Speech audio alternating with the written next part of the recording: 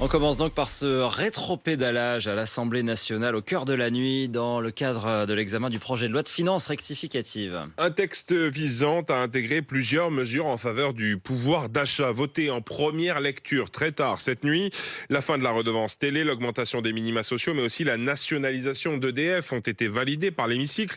Une revalorisation de 500 millions d'euros pour les pensions de retraite a aussi été votée dans un premier temps avant que le gouvernement n'embraye, Romain Cluzel, la marche arrière.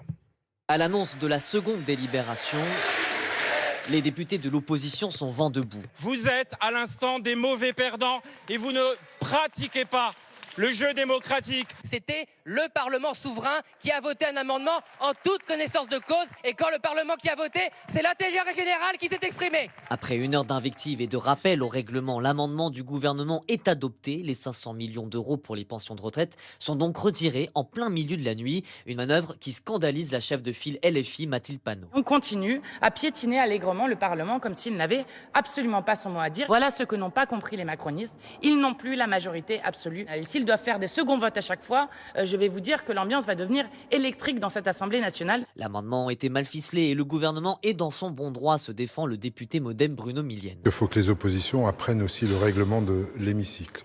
Ce qu'a fait le gouvernement, c'est un droit. Voilà, c'est comme ça, c'est le jeu parlementaire. Il faut arrêter, c'est le jeu de la démocratie. En signe de protestation, les députés RN ont quitté l'Assemblée avant même le vote final du texte. Le jeu parlementaire, très animé, agité tout au long de la nuit, ça s'est terminé quasiment à 4 heures du matin.